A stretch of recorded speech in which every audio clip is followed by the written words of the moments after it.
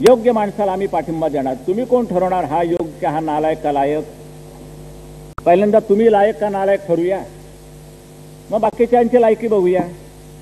कुठेतरी वर्तमानपत्रात आले नाही म्हणा आम्ही शिवसेनेला नो टाईज विथ शिवसेना, म्हटलं जा दोन फुल्यात। तुम्हाला परवा नसेल तर आम्ही काय फरफटत येणार नाहीये, पण आम्ही सत्ता घेणारच। शिवसेना आपल्या स्वतःच्या ताकदीवरती महाराष्ट्राची सत्ता घेतल्याशिवाय राहणार नाही अशी ताकद आज कमवलेली आहे। मागतोय का आम्ही? काय मुसलमानांशी आमचं वैर आहे? आज आयोग खेळतोय, विकेट घेतोय, काय देशासाठी खेळणारा मुसलमान आमचा आहे, आम्ही त्याला मानतो। नंतर तो अझर तरुण पोरगा पहिल्याच वेळेला पाकिस्तानामध्ये 3 लागोपाठ सेंचुरी मारल्या, देशासाठी मारल्या, तो आमचा आहे। जन्मानं मुसलमान असेल पण तो आमचा आहे। रशीद पटेल आमचा आहे, किरमानी आमचा होता, आजही आहे। हे मुसलमान कसले जन्माने असतील पण देशासाठी लढणारे हे आमचे आहेत, आम्ही असं मानतो। मग तुमचं काय वळवळते? तुम्ही कशासाठी आमच्या विरुद्ध? बरं आमच्या विरुद्ध नाही, देशाच्या विरुद्ध। अहो झिया मेल्यानंतर भेंडी बाजार बंद, कोण तुमचा लागत होता? बाप। इथे आम्हाला चीड येते। आमच्या जीवन मरणाचे प्रश्न जरूर आहेत। महिला आल्या असतील त्यांना थोडंसं राजकारणाचं जरा थोडंसं द्यायला पाहिजे बालामृत, पण त्या म्हणतील बाबा आमच्याकरता काय, तुमच्याकरताही बोलणार आहे। कोणी म्हणतात तुमचं सरकार आलं तर तुम्ही करणार काय? पहिल्यांदा एक प्रश्न विचारतात हे पत्रकार मला, तुम्ही लोकशाही मानत नाही? बिलकुल मानत नाही। काय चाटायची ती लोकशाही? देत काही नाही आणि उगीच चाटत बसायचं। या देशात मुळात लोकशाही होती कुठे? एक अधिकार एका पक्षाचा नव्हे एका कुटुंबाचा अधिकार या देशामध्ये गाजलेला आहे, आजही गाजतोय। ही लोकशाही? मला वाटत नाही, मला पटत नाही। मग आम्ही सांगतो आम्हाला शिवशाही पाहिजे। शिवरायांनी ज्या पद्धतीने आपली राजवट राबवली या देशामध्ये महाराष्ट्रामध्ये ती शिवशाही आम्हाला पाहिजे, ती आम्ही मानतो। न्याय तिथल्या तिथे, गडबड नाही, झंगट नाही, फैसला तिथल्या तिथे, खंडू खोपडा आडवा गेला उडव मराठा आपल्या जातीचा, छे छे छे छे। एक हात उडवला आणखीन एक तंगड उडवलं, स्वराज्याच्या विरोधात चालून आला। ज्या हाताने तलवार उपसली स्वराज्याच्या विरोधात आणि ज्या पायानं चालून आला स्वराज्याच्या विरुद्ध ते तंगड उडवलं। असं नाही बघितलं किती रे बाबा तू 96 कळी का 92 कळी? मग तो म्हणतो महाराज 96 कळी 96 कळी, मग तू माझ्या जातीचा, माफ केलं नाही। अफजल खानाच्या बरोबर गेलास ना, मग तुझं हे उद्गार चिन्ह केलंच पाहिजे, हे तुझं उद्गार चिन्ह केलं पाहिजे, केलं ना। आम्ही म्हणतो ही लोकशाही तारखा बिरखा काही नाही। अतिरेक्यांना फाशी देणार देणार देणार, दिवस ठरला परत काय रद्द। कोण आहे तुमचे जावई? माझ्या हातात सत्ता द्या,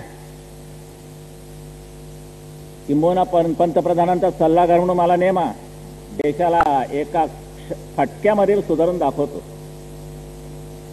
चौकशी खटले बिटले भानगडच नाही हो, गोळी घाला, पहिली आडवा करा, लोकांच्या समोर घाला।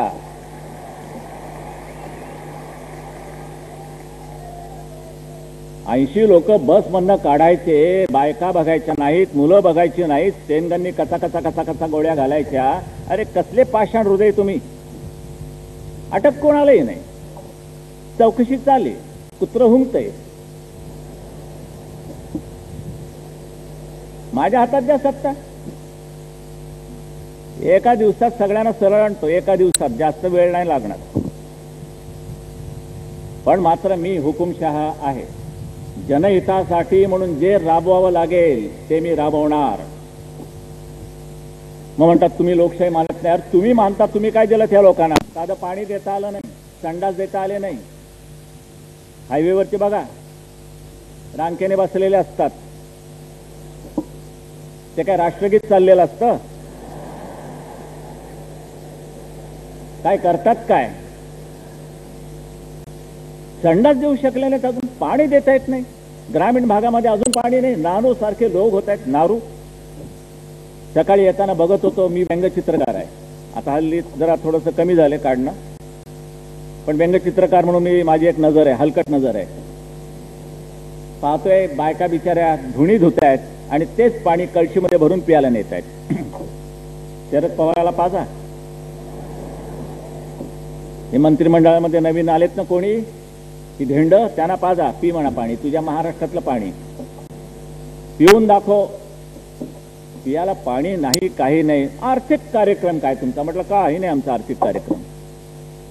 शिवसेनेच्या हातामध्ये जर सत्ता आली तर पहिल्यांदा अन्न, वस्त्र आणि निवाऱ्याची पहिल्यांदा सोय केली जाईल. अन्न, वस्त्र, निवारा मिळालाय कुठे? नंगे से खुदा भी डरता है. अरे नागडं झालं तरी यांना लाज नाही वाटत. हे काय खुदा नव्हे, खुर्दा मोजतायत खिशातला किती जमला. अन्न, वस्त्र, निवारा देत नाही, आम्ही देणार. आणि त्यानंतर सुद्धा जर तुम्ही आम्हाला सत्तेवरती निवडून दिलं आणि दुर्दैवाने एखाद्या प्रश्नासाठी जर तुमचा एखादा मोर्चा आला मुंबईमध्ये, पोलिसांकरवी अडवला जाणार नाही, बिलकुल अडवला जाणार नाही. तुम्ही थांबायचं. संबंधित विषयाचा जो मंत्री असेल, पाण्याच्या प्रश्नावरचं काही असेल, घराचा असेल, अन्नाबद्दल असेल, रेशनिंग बद्दल असेल, शेतकऱ्यांचा असेल, कामगारांचा असेल, त्या विषयाचा संबंधित मंत्री 6व्या मजल्यावरून 5व्या मजल्यावरून मंत्रालयाच्या खाली उतरेल आणि मोर्चाला सामोरा येईल. बोलेल तुम्हाला, बोला माय बाप हो, कशा करता आलात, काय तक्रार आहे, काय कमी पडलं का आमच्याकडनं?